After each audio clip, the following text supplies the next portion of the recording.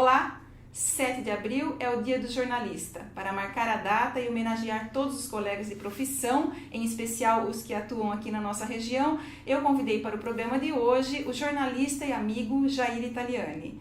Jair tem mais de 30 anos de experiência em jornalismo, já atuou em todas as áreas do jornalismo e traz na bagagem experiências e trabalhos em TV, rádio, mídia impressa, assessoria de imprensa e também marketing digital. Bem-vindo, Jair. Obrigado, eu que agradeço, é um prazer estar aqui. Nós vamos fazer um papo livre, lado a lado, como você disse, né? Isso mesmo. Estamos começando aqui. Só para entender, Papo Livre é o programa que eu apresento toda semana, aliás, diariamente na TV em Indaiatuba. E como eu falava agora no começo, a sua versatilidade todo mundo conhece, todo mundo sabe que você já trabalhou em todo tipo de veículos. Informação eu já fiz. Mira, na verdade, até eu sair do Exército, eu não sabia o que eu queria fazer da minha vida, né? E não sabia, e aí por aí vai, naquela história, né? Meu pai era metalúrgico, fui trabalhar com ele numa empresa, ele ficou muito bravo porque meu negócio era ser office boy, andar pra rua, tal. Ele falava, não, você vai trabalhar num emprego legal, não sei o que. Quando eu falei que queria ser jornalista, eu falei, isso é profissão de vagabundo. Não pago faculdade para vagabundo, isso não tem. E aí, quando eu saí do Exército, eu estava procurando emprego, falei, vou dar um tempo, né? Saí em fevereiro, fiquei em fevereiro e abril caçando mosca, descansando. Aí, em abril, eu estava procurando mais trabalho mesmo. E aí, minha mãe pegando no meu pé, meu pai pegando no meu pé. E aí, eu vi lá um anúncio no Periscópio, precisa-se de repórter, né? Eu falei, eu vou tentar ver que diabo é isso, né? Mas fui a contragosto, porque minha mãe ou era aquilo ou era ficar me enchendo o saco dentro de casa. Eu fui. Quando eu cheguei lá, tinha uma fila, eu me lembro exatamente de 25 pessoas. Eu era o 25º, tinha 24 na minha... E o penúltimo cara, o 24º, era o Amarildo Teixeira, que serviu o Exército comigo. E nós ficamos conversando, da frente do quartel. Quando eu vi, chegou a minha vez. E o Zé Carlos passou ali o tema da redação, que era uma redação que tinha sido o tema da PUC, naquele ano, do vestibular da PUC, quando os marcianos invadiram a Terra, coisa que o valha. Todo mundo fala, e o pessoal saía e já dava o toque, a redação é tal coisa assim, olha, eu pensei isso, não. Quando chegou na minha vez, ele atendeu um telefone, eu fiquei de pé na frente dele, é uma salinha minúscula, eu fiquei de pé na frente dele e ele conversando com alguém no telefone, quer dizer, não dava para não ouvir a conversa, né? A sala lá era menor que esse estúdio aqui. E ele viu que eu estava observando o que estava acontecendo na conversa. Ele desligou o telefone e falou assim, o seu tema vai ser um sequestro que não houve. E a história é a seguinte, alguém ligou para ele pedindo para ele não publicar uma notícia. Por quê? Porque uma determinada pessoa, uma família que morava ali próximo, estava com dificuldade financeira e tinha uma pessoa especial na família, né? Que vendo aquela movimentação, um adulto já, mas que não tinha discernimento da situação, vendo a família apurada de grana, vizinho morava um fazendeiro. Ele escreveu um bilhete assim, se você não passar tantos reais para mim até tal dia, reais não, era dinheiro da época lá, vou sequestrar a sua filha. E pôs embaixo da porta do cidadão. Imagina, você chega em casa, acha um bilhete daquele, entra em desespero, chama a polícia, né? E aí ficou aquele me diz quem é, quem não é, o cara mandou o segundo bilhete, quando mandou o segundo bilhete, pegaram o cara e prenderam o cara. E aí ligaram, pelo amor de Deus, falaram, o cara é especial, ele não tem consciência do que ele está fazendo, ele está vendo a nossa situação apurada aqui, por favor, não publique a notícia, né? E eu, na verdade, eu ouvi o que o Zé Carlos conversou e deduzi o outro lado da linha. E fiz a redação em cima disso, né? Aí fui embora, fez as perguntas lá de conhecimentos gerais, mas foi embora. Aí passou um tempo, ele me chamou, e cheguei lá, ele falou assim, você que é o rapaz? Eu falei, sou eu mesmo. Ele falou assim, olha, eu vou dizer uma coisa para você, vou te dar uma chance, porque eu vou dizer uma coisa para vocês. A pior redação que eu já li na minha vida foi a que você escreveu. Coisa horrível, nunca vi alguém escrever tão mal como você. Coisas do Zé Carlos. Ele falou assim, mas você tem uma coisa que nenhum dos outros tem, você tem tino para ser repórter, você tem tino jornalista, porque você conseguiu entender exatamente a situação sem conhecer o outro lado. Então eu vou te ensinar a escrever. E foi assim que começou a minha vida. O Periscópio foi a sua primeira escola? A minha primeira grande escola. E a minha primeira grande paixão no jornalismo, porque ali eu aprendi de tudo, fizemos de tudo. Então, coisas assim homéricas, né? De sair para... Quando o prefeito maluco da época lá resolveu pegar no pé tal do lixo atômico, eu e Moranápolis saímos numa motinho e fomos pro tal do Apotrebu atrás do lixo atômico. Grande Moranápolis. Chegamos lá, o cara, o Sérgio Fioravante, falou, presta a máquina, tirou a máquina da minha mão e tirou uma foto minha do Moura. Falei, por por que você está tirando? Na hora que eu olhei para o Moura riu, eu rio. E eu rio de mim e eu ri dele. Porque nós dois estávamos que era pó puro, só tinha os olhos de fora assim, de tanto pó que nós pegamos. E na redação do Periscópio, o Eduardo Balassi, que era o colunista social, ele falava assim, aquele jeito, aquela voz dele: Jair, você precisa fazer rádio, você tem jeito, você fala demais, você tem que fazer rádio. Eu falei: que isso? Você tem voz de cara rachada, nunca vou conseguir isso, tal. Quando foi próximo da década de 90, o Zé Carlos resolveu montar uma sucursal do jornal em Indaiatuba. Ah, daí que você foi para Indaiatuba. Daí que eu fui para Indaiatuba, no final dos anos 80. E daí houve qualquer coisa lá, e ele dispensou todo mundo, e eu fui trabalhar na Tribuna de Indaiá. E aí um dos diretores que trabalhava na rádio falou: olha, estamos precisando de um repórter lá, você não quer lá engrossar o seu salário? Eu falei: poxa, se quer. E aí, foi sua primeira aventura no rádio? Foi minha primeira aventura no rádio. Aí eu comecei sendo repórter da AM e fazia folga na FM. Quer dizer, dava uma de disc jockey também, tinha mais essa. Então, a rádio era AM e FM, então um estúdio de costas para o outro. E foi onde eu fui desenvolvendo as habilidades de improvisação. Foi uma escola. Aliás, o rádio é uma grande escola de improvisação, né? Dá certeza. Um traquejo para o profissional excelente. É fantástico. É a primeira lição que eu aprendi quando eu fui entrar no estúdio. O Zé Prado, que era dono da rádio, ele pegou um jornal e falou assim: nunca entre no estúdio sem um jornal. E um pedaço de papel e uma caneta. Mas por quê? Você vai entender. Porque chega uma hora que dá branco. Te dá branco. E aí o que você vai fazer? Você tem que ter uma notícia ali na mão e tal. E depois que você vai perdendo o nervosismo, vai perdendo o medo, vai se adaptando ao meio, você consegue entender que o rádio, o encantamento do rádio é que você trabalha com o imaginário do outro. Então, quantas vezes as pessoas me encontravam lá e falavam: você que eu já ia da rádio, eu era molecão, tinha 20 e poucos anos, eu sou. Nossa, mas pela voz não parece. Quer dizer, a fantasia do outro é que você tem um jeito, tem outro, e você nem imagina como é que ele é, né? Diferente da televisão, que a pessoa vê você, e diferente também do impresso, que às vezes a pessoa vê uma foto sua, mas daí não imagina como é a sua voz. Então isso é o fantástico. Eu acho que o grande lance do rádio, o grande lance é você entender que você está trabalhando com o imaginário da pessoa, e aí você deslancha. Jair, e da rádio em Indaiatuba, você já foi para a Rádio Jovem Pan? Foi para a Jovem Pan, foi assim, foi uma coisa muito interessante. E aquelas coisas que caem no colo da gente, né? Eu fui para a Jovem Pan, eu comecei a trabalhar como assessor de imprensa do Flávio Tonin. O Flávio assumiu a presidência da Câmara, eu fui o primeiro assessor de imprensa da Câmara.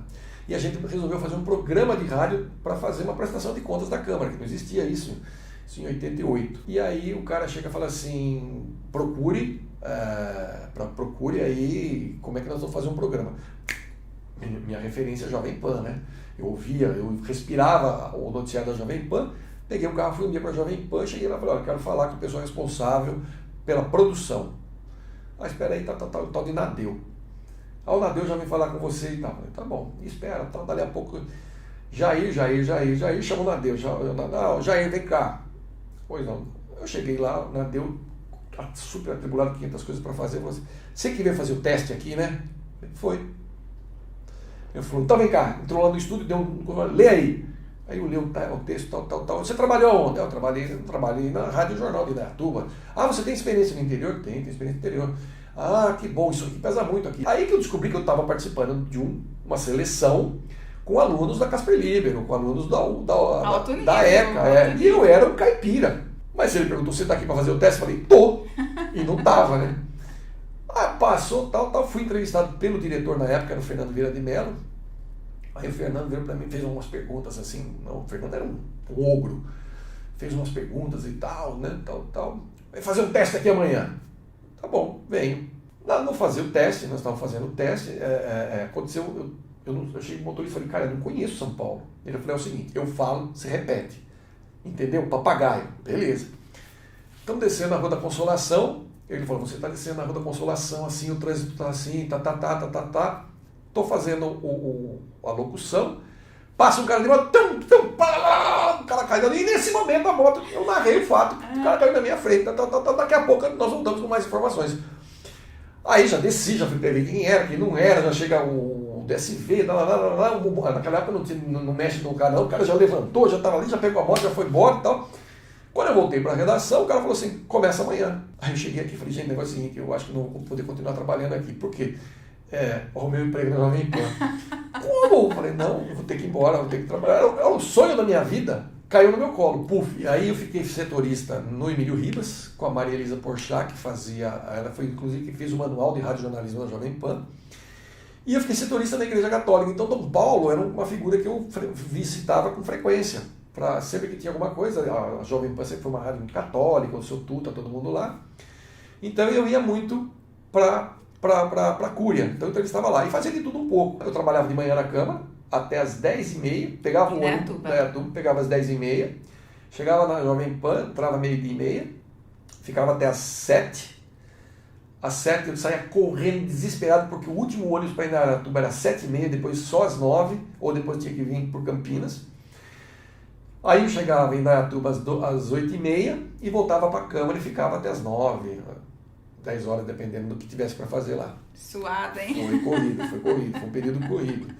Foi uma grande experiência, eu aprendi muito com muita gente. Cláudio Karsug, Chico Verani, Milton Parron, que era o chefe nosso de reportagem, Milton Neves. Eu tenho uma foto num apartamento que eles tinham na Ilha Porchat. Não, fantástico, né? Umas figuras assim. E altas histórias, né? Que tinha lá. Luiz Carlos Ferreira, depois ele se tornou Luiz Caicó, foi para a Band e trocou de nome. E quando eu fui trabalhar na Assembleia Legislativa, eu cruzei com ele e falou assim, não, aqui eu sou Luiz Caicó, mudei o nome de guerra mudou. Falei, tem tudo isso também. Então, foi um aprendizado fabuloso a rádio. E Jair, conta um pouquinho da sua primeira experiência daí com TV, que foi o Asas Brasil. O Asas Brasil surgiu do seguinte, eu sou apaixonado por aviação, sempre gostei de voar, tive avião, cheguei a ter avião, tive 2 tentativas aí para brevetar, cheguei a brevetar, perdi todas as carteiras. Inclusive a sua foto no Facebook. Voando. Agora recentemente tentei voltar de novo. Então eu frequento o Aeroclube de Campinas até hoje, meus amigos que têm aviação, que mexem com aviação, então fui lá, voo com eles lá. E aí o Laércio, eu tinha uma pequena produtora, o Laércio Bizarro, um amigão meu também, gostava de aviação, então no final de semana a gente fazia o seguinte, uma hora eu era o repórter, ele era o cinegrafista, e depois invertia, ele era o cinegrafista, eu era o repórter. E nós começamos a fazer, foi o primeiro programa de aviação leve esportiva do Brasil e seguramente o primeiro programa de aviação do interior de São Paulo. Né? Na Band de Campinas. Na Band de Campinas. Nós ficamos 4 meses porque depois nós não tínhamos mais dinheiro, porque nós bancamos. E depois acabou o dinheiro, não tinha patrocinador, acabou saindo do ar o programa. Mas foi a primeira experiência com televisão. Antes eu tinha agência, comecei a trabalhar com agência de publicidade também, então a gente produzia comerciais. Mas nunca que eu tivesse ido para frente das câmeras fazer alguma coisa. Em 2000 eu vim para a TV Indaiá. Aqui na verdade eu TV Sol, na época depois TV Indaiá. Vamos falar então um pouquinho da fase agora Papo Livre, né? Papo Livre. Que eu inclusive já estive lá no programa do Jair, é diário, né? É diário. Você estava me contando que só hoje você gravou 7 entrevistas. 7 entrevistas. Comecei falando de floricultura. Depois nós vamos falar de uma entidade que cuida de mães. Depois fui falar de gestantes, que não é muito... Eu imagino você falando. De gestante, eu conheço tudo, mas um pouco. Depois eu falar com um psiquiatra sobre sono, especialista em sono. E aí foram 7 entrevistas que eu já nem me lembro. Então, e antes nós gravávamos das 9 da manhã às 5 da tarde, com uma pausa de 1 hora. Só que quando chegava 2 horas da tarde, eu já não estava conseguindo raciocinar mais. Já chamava Jesus de Genésio, aí já não dava mais certo. Então não tinha condição de continuar. Aí a gente está gravando de manhã. Então toda quarta-feira ou quinta a gente grava aí 5, 6, 7 programas. Aí vai de como a gente consegue encaixar. Mas não só com pessoas em Indaiatuba, né? Regional. Pessoas de Salto já foram, o Zé Carlos já foi lá. Todo mundo. E o assunto que cair, caiu na rede, é nóis. Como diz um amigo, vem em mim que é só sucesso. Aí a gente faz o programa, vai batendo bola e tudo mais, né? Tem algumas coisas que dão muito certo, algumas entrevistas que são muito certas, tem muitas entrevistas que quebram a gente no meio, né? Quem hoje, por exemplo, foi entrevistar a moça da floricultura, vem lá pra mim, fulana de tal, floricultura tal. Meus problemas acabaram. Entrevistei Tortabajara, porque... E aí, o que eu vou falar com a moça? Aí, num papo rápido antes, eu percebi que ela estava muito preocupada com a situação econômica do país, a concorrência desleal que ela vem sofrendo, consegui levar a entrevista por aí, foi muito legal, foi uma bela entrevista. Porque ela mesmo se surpreendeu com a entrevista. Ela falou, eu não achei que eu ia conseguir fazer essa entrevista. Que foi muito gostoso. Mas tem hora que não dá. Num primeiro momento, nós fizemos o programa chamado Indaiatuba Debate, na primeira fase da TV. E aí, nesse programa, eu entrevistei Paulo Maluf, eu entrevistei o Kiko Zambianchi, várias pessoas de renome nacional que passaram pelo programa, né? O Papo Livre tem quantos anos? 3. Fez 3 agora em março. Dia 10 de março nós completamos 3 anos no ar. São 598 programas produzidos. Eu chego lá, hein? Você viu? Vai vendo. E aí agora a gente faz o programa, depois a gente sobe ele vai para o ar no dia seguinte ele sobe pro YouTube. Então fica disponível para quem quiser assistir daí depois no YouTube. Mas quando o programa era ao vivo, era 6 da tarde, então você imagina que era uma loucura. Eu tenho um amigo que estava contando para mim, né, que o Dr. Renatinho Rijo, né, que ele era um sarrista, gozador, piadista e tal. Ele era vereador. Eu falei, vou levar você no meu programa para falar. Ele tinha feito um projeto muito legal que tem a ver com a saúde da mulher e tal. Ele era ginecologista, aquela coisa toda. Sentamos ele lá, ele foi ficando tenso. Como falou no ar, valendo. Eu tô aqui com meu amigo Renatinho. Boa noite, doutor. Boa noite. E aí, tal, eu estou vendo aqui esse projeto que o senhor apresentou na Câmara, tal, um projeto muito interessante ali. Então, doutor.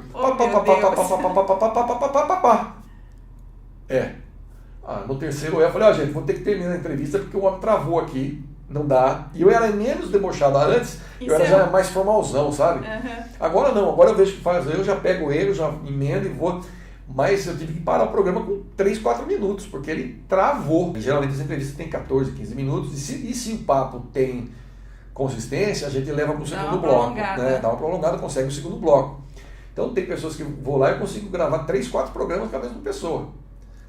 Mas tem gente que não dá para levar. Não desenrola, né? Não desenrola, não. Mas e é tudo uma questão de gente... Eu gosto muito disso, né? O professor Clóvis Barros Filho, ele fala uma coisa que ele aprendeu, ele falou assim, que o pai dele era um cara muito rígido e tal, que tinha um modo de ensinar que ele aprendeu mais tarde com Nietzsche, que Nietzsche diz mais ou menos assim, leve o tempo que precisar para você descobrir o que você quiser fazer na vida. Mas depois que você decidir, não volte atrás sob pretexto nenhum, porque o mundo há de tentar dissuadi-lo. E eu acho que minha vida foi inteira assim, eu não sabia o que eu queria fazer. Quando eu descobri que era isso, nossa... A gente está comentando aqui. Foi com fé e carinho, né? E é um problema porque ser jornalista hoje no Brasil é uma coisa complicada, porque você não ganha dinheiro. É muito mais glamour do que dinheiro. Aliás, tem uma outra amiga que costuma dizer que é uma forma glamurosa de ser duro. Porque, é uma boa definição. Jornalista é uma forma glamurosa de ser duro. Porque a gente está sempre com o dinheirinho contado, não sobra, tem que trabalhar em 2, 3 lugares para fazer um gás. Ainda nos anos 80, nos anos 90, eu acho que até era melhor remunerado. Com essa coisa das redações começaram a ficar enxuta por causa da internet... Da migração para o digital. Então, para que eu vou ter uma redação com 50 jornalistas se eu tenho uma agência de notícia que antes chegava para mim por telex, por fax, agora eu tenho aqui, eu já mando, pum. Eu tenho 3 jornalistas e dou conta do recado. Então, eu tenho saudade do tempo do impresso, do tempo lá do Periscópio, né, que 34 anos atrás, que era uma farra. Trabalhar numa redação era divertidíssimo. Tinha história, tem história para contar e põe histórias nisso, né? Nós já falamos aqui da sua passagem pelo Periscópio, da mídia impressa, da rádio, da TV. Mas não é só isso, né? Porque você também é professor na Policamp e também tem a Teclibis. A Teclibis, na verdade, aí já vem nessa última fase minha aqui, que foi o seguinte. Quando eu saí de uma empresa aí, onde eu trabalhava na área de marketing, eu voltei a fazer o que eu sei fazer, que é assessoria de imprensa. E aí, o que eu descobri? Que estava vendo essa mudança para o digital. E a assessoria de imprensa, como dessa fórmula convencional, ela praticamente acabou. Não adianta insistir. E aí fui estudar marketing digital. Fui me aperfeiçoar. E aí a Teclibis, de uma assessoria de imprensa, passou a ser marketing digital, onde eu faço a geração de conteúdo. Ou seja, eu produzo conteúdo para a mídia do próprio cliente. Então o cliente tem um site, a gente já monta um blog e trabalha o conteúdo para fazer a busca orgânica ele ser encontrado na busca orgânica pela especialidade dele. Até pouco tempo atrás eu tinha 3 profissionais que trabalhavam comigo.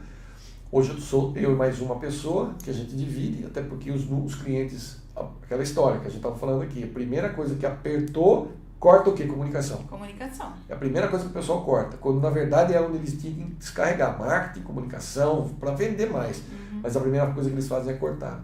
E em função disso eu acabei indo para a Policamp, eu dou aula em 2 cursos, que é o de marketing e o de comunicação institucional, que é mais ou menos uma assessoria de imprensa disfarçada, vamos dizer. É onde o aluno tem um pouco de conhecimento do que faz um jornalista, como trabalha o jornalista e como ele pode pôr a empresa dele dentro desse esquema do que um jornalista estaria se estivesse trabalhando lá dentro.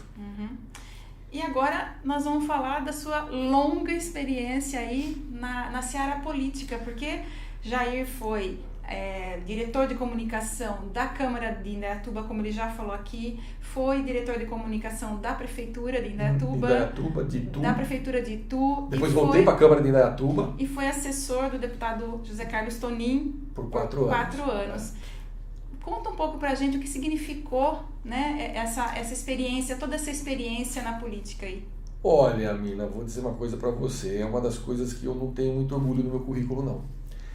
Porque hoje, tudo que a gente fala de política, vem aquele, né, houve um tempo, naquele tempo, foi na década de 80, 90, era também um outro tempo onde se fazia política com mais paixão e menos corrupção, vamos dizer assim. Em algum momento aí se perdeu esse elo e passou-se a tornar a política um grande balcão de negócios, um grande balcão de favores, e aí virou no que nós estamos vendo aí hoje. Nem quibe escapa.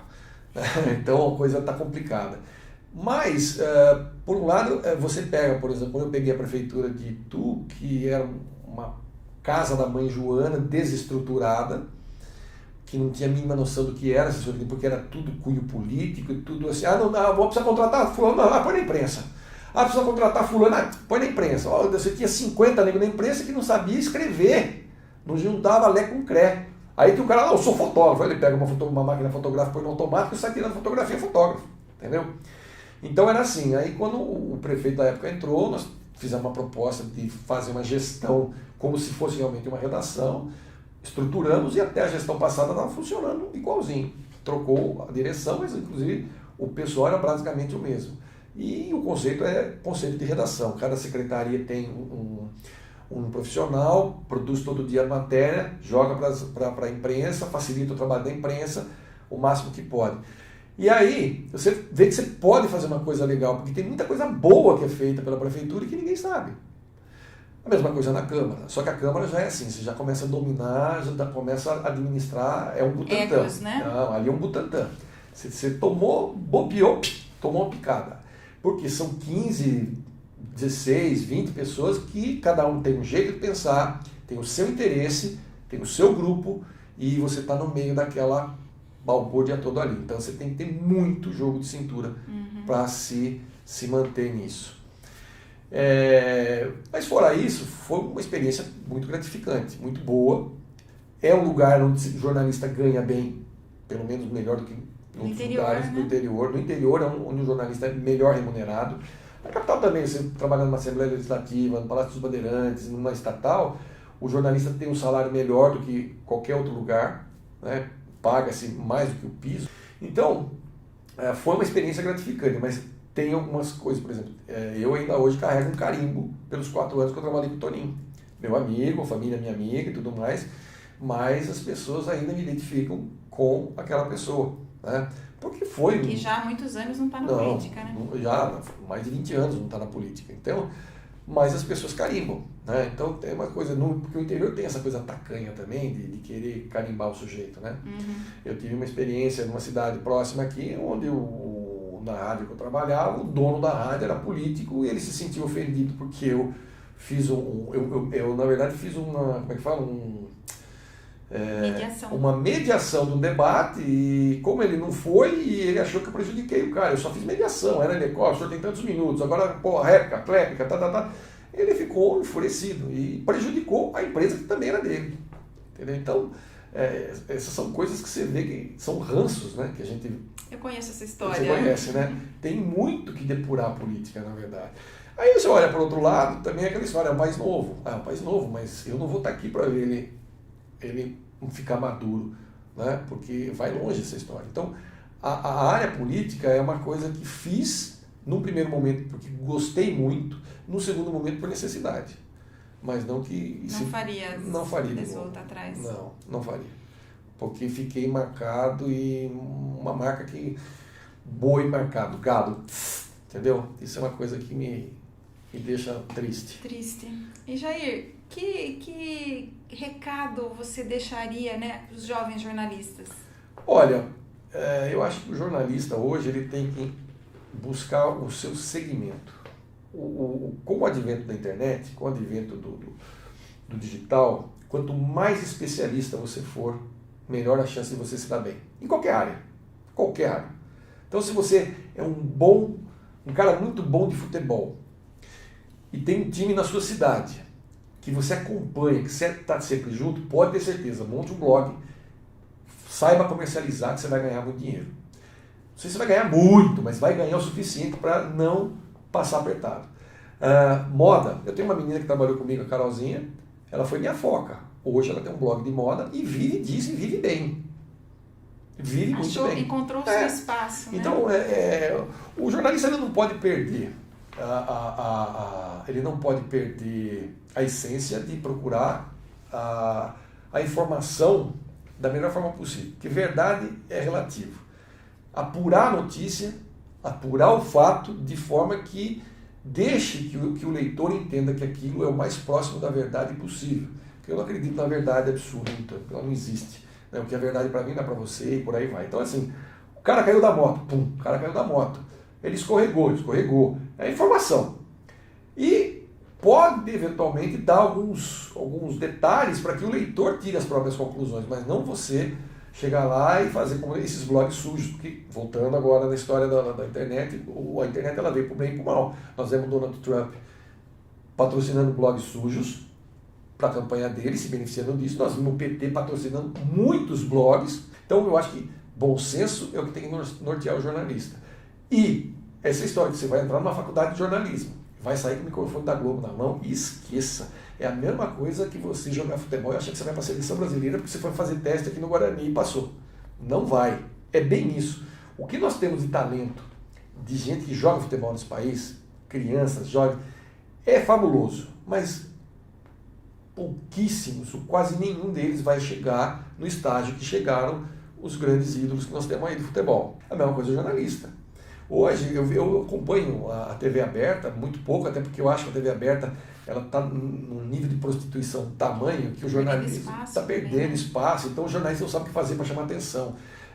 Você pega os formatos de jornalistas, eles não sabem o que fazer para chamar atenção, e é tudo põe o pirizinho embaixo da televisão e vai pingar sangue. Parece que quanto maior a desgraça, maior a audiência. É lamentável isso. Então o jornalista, você olha lá, cada hora é um jornalista diferente, você vê, na semana que vem já não tem mais, tem outro, tem outro. Então a rotatividade está muito grande. Então eu acho que grande macete, quem quer ser jornalista, quer se especializar numa área, se especialize, trabalhe o seu nicho. Seja muito bom naquilo que você faz naquele segmento. A sua chance de se dar certo é tranquila, na minha opinião, hoje. Jair, parabéns pelo Dia do Jornalista. Obrigado, parabéns para você também, né? Parabéns para todos nós, jornalistas, que somos, de uma forma glamurosa, duros, mas estamos aqui na luta, a gente não desiste, somos brasileiros. E bora lá, né? E bora lá. E obrigada a você que nos acompanha aqui pelo YouTube, curta, comente, dê um like, inscreva-se no nosso canal e a você também que me acompanha aqui pela ITV, canal 24 da NET. A gente se vê na sexta que vem. Beijo no coração e até lá.